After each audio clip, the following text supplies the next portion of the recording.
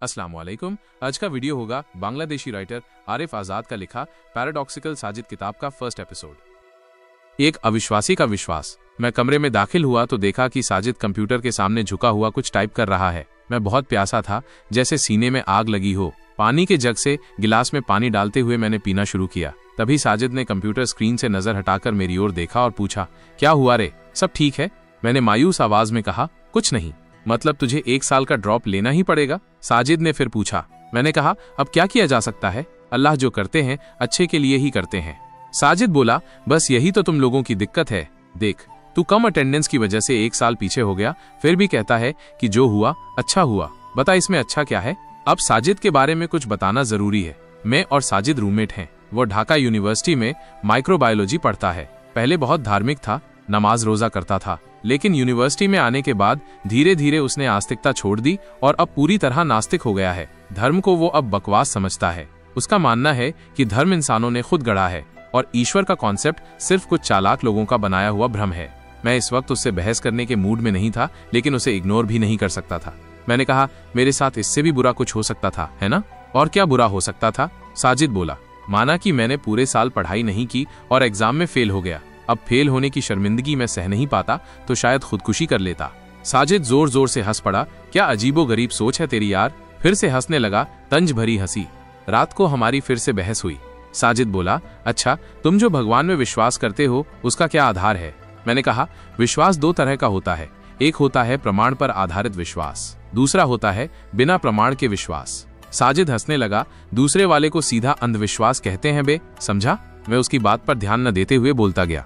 जो विश्वास प्रमाण के आधार पर होता है वो असल में विश्वास नहीं होता, और अगर होता भी है तो बहुत कमजोर होता है। वो हमेशा बदलता रहता है। साजिद थोड़ा गंभीर हुआ, बोला, जैसे? मैंने कहा, सूरज और पृथ्वी को लेकर इंसानों की पुरानी जिज्ञासा रही है। इस पर विज्ञान ने बहुत काम किया, ठीक?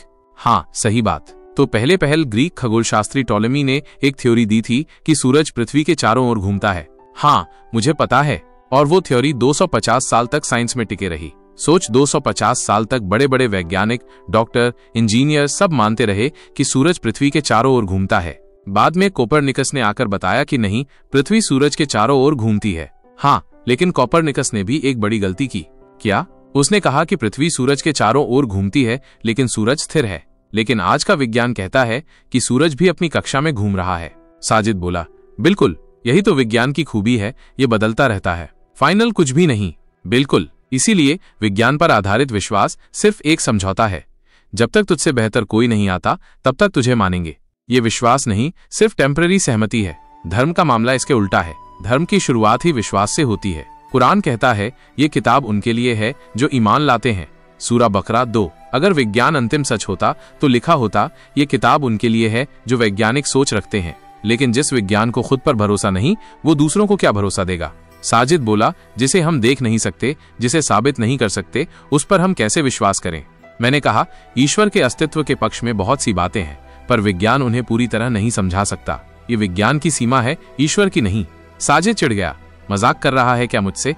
मैं हंसने लगा, बोला, अच्छा सुन, बता, तेरी गर्लफ्रेंड का नाम मीतू है ना? अब इसमें मीतू कहाँ से आ गई? बस एक सवाल है, जवाब दे। हाँ है। मान ले मैं मीतू का रेप करता हूँ, वो खून से लथपथ अपने बेड पर पड़ी है और तू किसी तरह ये जान जाता है। अब तू विज्ञान से समझा क्यों मुझे सजा मिलनी चाहिए? साजिद थोड़ी देर चुप रहा, बोला, क्रिटिकल क्वेश्चन है, इसे साइंस से कैसे समझाऊं? मैं हंस पड़ा। देखा, बहुत सी चीजें हैं जिनके जवाब विज्ञान नहीं दे सकता, पर इससे ईश्वर के अस्तित्व का क्या लेना देना? बहुत लेना देना है। ईश्वर का अस्तित्व भी ऐसी ही चीज है जिसे हम न तो देख सकते हैं न छू सकते हैं, लेकिन फिर भी उसे मानते हैं। उसे टेलीस्कोप या माइक्रोस्कोप से नहीं देखा जा सकता, उसे सिर्फ दिल से माना जा सकता है। साजिद झुंझला गया, धत्त तेरी की, क्या बकवास है ये सब? जिसे देखा नहीं उसे मान लूं? मैं बोला, दुनिया में कोई भी पूरी तरह अविश्वासी नहीं है। हर कोई किसी न किसी ऐसी चीज में विश्वास करता है जिसे उसने खुद नहीं देखा। तू भी ऐसा करता है। मैं नहीं यार, मैं कुछ देखे बिना नहीं मानता। करता है, और इस पर तूने कभी सवाल भी नहीं उठाया। आज तक तुझे इसका एहसास भी नहीं हुआ। क्या मतलब? मान ले तेरे माँ बाप के संबंध से तेरा जन्म हुआ, क्या तूने ये देखा? कोई सबूत है? क्या पता तेरी माँ का संबंध किसी और से था? क्या तूने कभी इस पर शक किया? नहीं। तो बिना देखे ही तू मानता रहा कि वही तेरा बाप है। जिसको भाई कहा वो भाई, बहन को बहन। कभी सवाल नहीं उठाया, बस मान लिया क्योंकि तुझे बताया गया था। ईश्वर का विश्वास भी ऐसा ही है। ये दिल से आता है, इसे तर्क से नहीं तोला जा सकता, इसे महसूस किया जाता है। यही है सच्चा विश्वास। अगली सुबह जब मैं वुजू करने जा रहा था, देखा साजिद मेरे पास आ खड़ा हुआ। मैंने उसकी तरफ देखा, वो मेरी नजर को समझ गया, मुस्कुराकर बोला, नमाज पढ़ने उठा हूं।